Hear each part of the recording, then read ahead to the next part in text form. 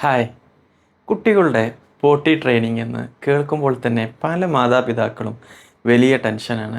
കുട്ടി എവിടെയെങ്കിലും പോയി ചെയ്യുമോ, വീട് മുഴുവൻ വൃത്തികേടാക്കുമോ, ഒരുപാട് തുണികൾ അലക്കേണ്ടി വരുമോ എന്നൊക്കെ ആലോചിച്ചിട്ടാണ് ഈ പേടി. ഇതൊഴിവാക്കാൻ പലരും എളുപ്പ വഴിയായി കുട്ടികളുടെ കയ്യിൽ ഫോണിൽ കാർട്ടൂൺ വെച്ച് കൊടുക്കും, എന്നിട്ട് പോട്ടിയിലിരുത്തും. അങ്ങനെ കാർട്ടൂൺ കണ്ട് അവർ കാര്യം സാധിക്കും. പക്ഷേ ശരിക്കും നമ്മൾ ചെയ്യുന്നത് വലിയൊരു അബദ്ധമാണ്. ഭാവിയിൽ വലിയ ടോയ്ലറ്റ് പ്രശ്നങ്ങളിലേക്കാണ് ഇത് കൊണ്ടെത്തിക്കുക. ഫോണും ടി വിയും ഒന്നുമില്ലാതെ കുട്ടികളെ വളരെ എളുപ്പത്തിൽ എങ്ങനെ ശാസ്ത്രീയമായി പോട്ടി ട്രെയിനിങ് ചെയ്യാമെന്നാണ് ഇന്ന് നമ്മൾ നോക്കാൻ പോകുന്നത്.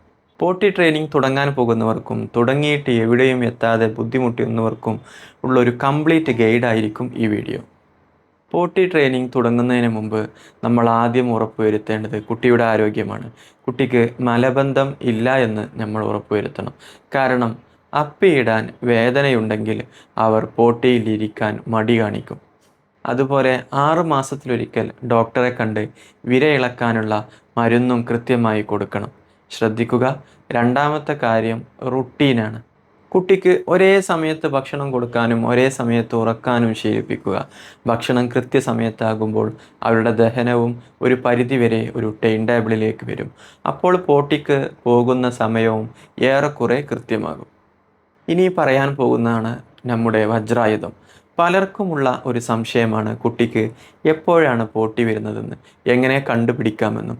ഇതിനൊരു കിടിലൻ വഴിയുണ്ട്. പോട്ടി ട്രെയിനിങ് തുടങ്ങുന്നതിന് മുമ്പുള്ള 10 ദിവസം നിങ്ങൾക്കൊരു കലണ്ടർ മെയിൻറ്റെയിൻ ചെയ്യുക. ഈ 10 ദിവസവും കുട്ടി സാധാരണയായി ഏത് സമയത്താണ് പോട്ടി ചെയ്യുന്നത് എന്ന് അതിൽ ടൈം അടക്കം കൃത്യമായി അടയാളപ്പെടുത്തി വെക്കുക.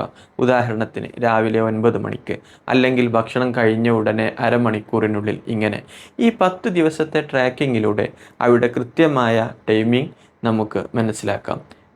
ഈ സ്ക്രീനിൽ കാണിക്കുന്ന കലണ്ടർ സ്ക്രീൻഷോട്ട് എടുത്ത് വെച്ച് നിങ്ങൾക്ക് സ്വന്തമായി പരിശീലിപ്പിക്കാവുന്നതാണ്. ഈ സമയത്ത് അവരെ ബാത്റൂമിൽ കൊണ്ടുപോയി ഇരുത്തിയാൽ പകുതി പണി കുറഞ്ഞു കിട്ടും. അടുത്തതായി, പോട്ടിക്ക് സമയമായാൽ കുട്ടി നമ്മളോടത് പറയാൻ പഠിക്കണം. അതിന് വാചകങ്ങൾ തന്നെ വേണമെന്നില്ല. അവർക്ക് പോട്ടി വന്നാൽ അല്ലെങ്കിൽ പോയി കഴിഞ്ഞാൽ പറയാൻ എളുപ്പമുള്ള ഒരു കോഡ് വേർഡ് അല്ലെങ്കിൽ ഒരു പ്രത്യേക ശബ്ദമുണ്ടാക്കാൻ അവരെ പഠിപ്പിക്കുക. ഉദാഹരണത്തിന് പോപ്പോ അല്ലെങ്കിൽ ശിശി. എൻ്റെയൊക്കെ ചെറുപ്പത്തിൽ ചീച്ചി എന്നായിരുന്നു ഉപയോഗിച്ചിരുന്നത്. അതുപോലെ ഏറ്റവും പ്രധാനപ്പെട്ട മറ്റൊരു കാര്യമുണ്ട്. ഇത് വന്നാൽ ആരോടാണ് പോയി പറയേണ്ടത് എന്ന് കുട്ടിക്ക് കൃത്യമായി പറഞ്ഞു കൊടുക്കുക. അമ്മയോടാണോ, അതോ അച്ഛനോടാണോ, അല്ലെങ്കിൽ വീട്ടിലെ മൂത്ത ചേച്ചിയോടാണോ എന്നൊക്കെ അവരെ ആദ്യം തന്നെ പരിശീലിപ്പിക്കുക. ഇനി ട്രെയിനിങ് സമയത്ത് ശ്രദ്ധിക്കേണ്ട ചില കാര്യങ്ങൾ. ഒന്നാമതായി, പോട്ടി സീറ്റുമായി കുട്ടിയെ കൂട്ടാക്കുക. ഒറ്റയടിക്ക് ഡയപ്പർ മാറ്റി ബാത്റൂമിൽ കൊണ്ടുപോയി ഇരുത്തിയാൽ അതിലെ ക്ലോസറ്റും കുഴികളും കണ്ട് കുട്ടി പേടിക്കാൻ സാധ്യതയുണ്ട്. അതിനു പകരം പോട്ടി സീറ്റ് പുറത്തു വെച്ച് കുട്ടിയെ അതിനോട് പരിചയപ്പെടുത്തുക. ഡ്രസ്സോടെ തന്നെ പോട്ടി സീറ്റിൽ ഇരുത്തി പരിശീലിപ്പിക്കുക. പതുക്കെ പതുക്കെ ബാത്റൂം നമ്മൾ അവരെ ഇൻട്രഡ്യൂസ് ചെയ്യുക. ബാത്റൂം ഒരു പേടിയുള്ള സ്ഥലമല്ല എന്നവർക്ക് തോന്നണം. രണ്ടാമതായി, സ്ക്രീൻ ഫ്രീ പോട്ടി ടൈം. ഫോൺ കൊടുക്കുന്നതിന് പകരം അവർ ബാത്റൂമിൽ ഇരിക്കുമ്പോൾ കൂടെ ഇരുന്ന് സംസാരിക്കുകയോ പാട്ടുപാടി കൊടുക്കുകയോ ചെയ്യുക. കാരണം അവർ ചെയ്യുന്ന കാര്യത്തിൽ അവർക്ക് ശ്രദ്ധ ഉണ്ടാകാൻ ഇത് അത്യാവശ്യമാണ്. മൂന്നാമതായി, വൃത്തികേടായാൽ എന്ത് ചെയ്യണം? ട്രെയിനിങ് സമയത്ത് അബദ്ധത്തിൽ വസ്ത്രത്തിലായിപ്പോയാൽ അവരെ അടിക്കുകയോ വഴക്ക് പറയുകയോ ചെയ്യരുത്. പകരം ആ അപ്പിയായ വസ്ത്രം എവിടെയാണ് കൊണ്ടുപോയി ഇടേണ്ടത്, ലോണ്ടറി ബാസ്ക്കറ്റ് ഓർ ബക്കറ്റ് എന്നവർക്ക് കൃത്യമായി കാണിച്ചു കൊടുക്കുക. പ്രിയപ്പെട്ട മാതാപിതാക്കളെ, ഒരു സുപ്രഭാതത്തിൽ ഡയപ്പർ ഒഴിവാക്കാൻ ഒരു കുട്ടിക്കും കഴിയില്ല. ചിലപ്പോൾ അവർ ഹാളിലോ ബെഡിലോ ഒക്കെ കാര്യം സാധിച്ചെന്ന് വരാം. അത് സ്വാഭാവികമാണ്. അതവർ പോട്ടിയിൽ കൃത്യമായി ചെയ്യുമ്പോൾ അവർക്ക് വലിയ ക്ലാപ്പും പ്രോത്സാഹനവും നൽകുക.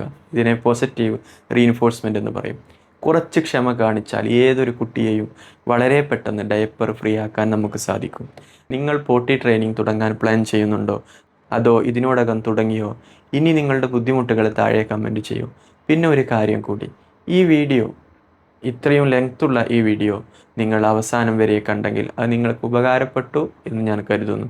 നമ്മുടെ ഈ പുതിയ ചാനലിൻ്റെ വളർച്ചയ്ക്ക് കൂടുതൽ സബ്സ്ക്രൈബേഴ്സ് ആവശ്യമാണ്. അതുകൊണ്ട് തന്നെ സബ്സ്ക്രൈബ് ചെയ്യാത്തവർ ഒന്ന് സബ്സ്ക്രൈബ് ചെയ്ത് കണ്ടാൽ അതെനിക്ക് വലിയൊരു സന്തോഷമായിരിക്കും.